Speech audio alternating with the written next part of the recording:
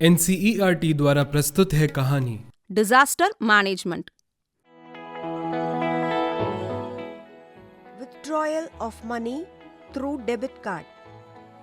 Debit card ద్వారా డబ్బులు తీసుకునే పద్ధతి. బ్యాంక్లో సేవింగ్ అకౌంట్ తెరిస్తే మనకు చాలానే సౌలభ్యాలు ఉంటాయి. Bank passbook, ATM, debit card, cheque book, అవసరమైతే క్రెడిట్ కార్డులు కూడా వస్తూ ఉంటాయి. ముఖ్యంగా డెబిట్ కార్డ్తో మనం ఏటీఎం ద్వారా డబ్బులు తీసుకోవచ్చు. ఇంకా ఏమైనా కొనుగోలు చేసినప్పుడు కూడా డెబిట్ కార్డుతో చెల్లించవచ్చు. డెబిట్ కార్డ్ వాడే విషయంలో చాలా జాగ్రత్తగా ఉండాలి. కాబట్టి డెబిట్ కార్డ్ అత్యవసర సమయంలో ఏ విధంగా ఉపయోగపడుతుందో ఈ కథ ద్వారా తెలుసుకుందాం. ఇద్దరు మనుషుల మధ్య ఒక సంభాషణ ఇలా జరిగింది. ఒక ఊరిలో ఒక పెద్ద భయంకరమైన తుఫాను వచ్చింది. అప్పుడు ఆ తుఫాన్ గాలికి రమణి అనే ఒక ఆవిడ కుమారుని తల మీద పెద్దగా గాయం జరుగుతుంది. రమణి ఆ అరుపు విని పక్క వాళ్ళని పిలుస్తుంది. అప్పుడు జరిగిన సంభాషణ ఈ క్రింది విధంగా ఉంది. అయ్యో, కాపాడండి, కాపాడండి, నా బిడ్డ! డాక్టర్ గారు, ఏమైందో చూడండి. తలకు ఒక పెద్ద గాయం జరిగింది. కుట్లు వేసిన తర్వాత అబ్జర్వేషన్లో ఉంచుతాను. అడ్మిట్ చేయాలి. ఫీజు పే చేయండి. నేను ట్రీట్మెంట్ మొదలు పెడతాను. సరే డాక్టర్ గారు, మీరు ఆలస్యం చేయకండి, నేను ఇప్పుడే డబ్బులు పే చేస్తాను. రమణి, పద, నేను కూడా నీతో వస్తాను. సరే అక్క, త్వరగా పద, వెళ్దాం అక్క. మీరు వెంటనే ట్రీట్మెంట్ కొరకు 50,000 రూపాయలు పే చేయాలి. సరేనండి. గాయత్రక్క, మన దగ్గర అన్ని డబ్బులు లేవు కదా, తొందరగా పద, బ్యాంకుకి వెళ్ళి డబ్బులు తీసుకురావాలి.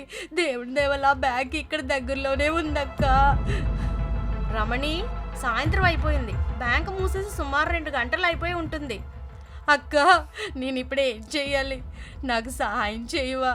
50,000 రూపాయలు ఇప్పుడు ఇవ్వు, నేను రేపు బ్యాంకు తెరవగానే ఇచ్చేస్తాను. రేపు బ్యాంకు తెరిచే వరకు ఎందుకు ఆగాలి? ఇప్పుడు నువ్వు బ్యాంకు దగ్గర ఉన్న ఏటీఎం దగ్గర నుండి డబ్బులు తీసుకోవచ్చు. కానీ అక్క, కానీ ఏంటి? నీకు బ్యాంకులో ఖాతా ఉంది, పైగా ఏటీఎం కూడా ఇచ్చే ఉంటారు. కానీ అక్క, ఏటీఎం ఇచ్చారు, కానీ నేను మా అబ్బాయి సహాయంతో 2 సార్లు డబ్బులు తీసుకున్నాం. నేను ఎప్పుడూ డబ్బులు తీసుకోలేదు. ఏదైనా పొరపాటు జరుగుతుందని భయం వేస్తుంది. రమణి, ప్రస్తుతానికి నేను సహాయం చేస్తాను, ఎందుకంటే పరిస్థితి అటువంటిది. కానీ నువ్వు ఏటీఎం ఉపయోగించడం నేర్చుకుంటావని నాకు మాట ఇవ్వాలి. కొత్త టెక్నాలజీ నేర్చుకోవడానికి భయపడకూడదు. మీ అబ్బాయికి ట్రీట్మెంట్ చేసాం, అంతా బాగానే ఉంది. అమ్మయ్యా, దేవుని దయ వల్ల, గాయత్రి గారి సహాయం వల్ల మా అబ్బాయిని కాపాడుకోగలిగాను అంటుంది రమణి. డాక్టర్ గారు, మా అబ్బాయిని చూడవచ్చా ఇప్పుడు? ఇప్పుడే కదండి ట్రీట్మెంట్ చేసింది. 2 గంటలు ఆగండి. పూర్తిగా స్పృహలోకి వచ్చిన తర్వాత త్వరగా చూద్దురు కానీ. ఇప్పుడే కదా ట్రీట్మెంట్ చేసింది. 2 గంటలు ఆగండి. పూర్తిగా స్పృహలోకి వచ్చిన తర్వాత చూద్దురు కానీ. సరేనండి డాక్టర్ గారు. గాయత్రక్క, ఏటీఎం ఎలాగ ఉపయోగించాలో చెప్తావా? నేను ఇప్పుడు ఇచ్చిన మాట నిలబెట్టుకుంటాను. ఇప్పుడేనా, లేకపోతే మరి ఇంకెప్పుడైనా నేర్చుకుంటావా? ఇప్పుడే కదా, ఎందుకంటే 2 గంటలు అయి ఉంటుంది కదా. ఇలాంటి విషయాల్లో అస్సలు లేట్ చేయకూడదు, ఎందుకంటే ఆపద సమయంలో ఏటీఎం ఎంత ఉపయోగపడిందో కదా. రమణి, ఇదే ఏటీఎం, దీన్నే ఏటీఎం కార్డ్ అంటారు. ఏటీఎం కార్డ్ లభించగానే ఇక్కడ సంతకం చేయాలి. దీనిలో 4 నెంబర్ దగ్గర సంతకం చేయాలి.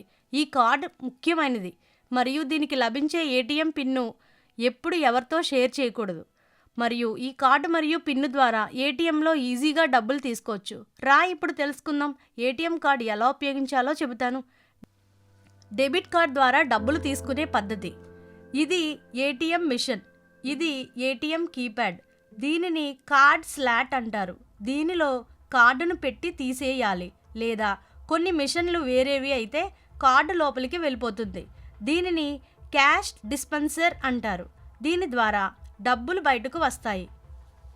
ఇది రీసెట్ జనరేటర్. ఇక్కడి నుండి రసీదు వస్తుంది. డబ్బులు విత్డ్రా చేసే పద్ధతి. ఏటీఎం కార్డ్ ఇక్కడ భాగంలో పెట్టాలి. విత్డ్రాల్ ఆప్షన్ ఎన్నుకోవాలి. ఇక్కడ personal identification number, pin enter చేయాలి. ఇక్కడ క్యాష్ డిస్పెన్సర్ ద్వారా డబ్బులు బయటకు తీసుకోవాలి. ఇక్కడ రిసిప్ట్ జనరేట్ ద్వారా రిసిప్ట్ పొందవచ్చు. రమణి, అర్థమైందా ఏటీఎం ద్వారా డబ్బులు తీయడం? అక్క, అర్థమైంది. ధన్యవాదాలక్క. పైన చెప్పబడిన కథ ద్వారా ప్రజలలో ఆర్థిక అక్షరాస్యత పెంపొందించవచ్చు. ధన్యవాదాలు.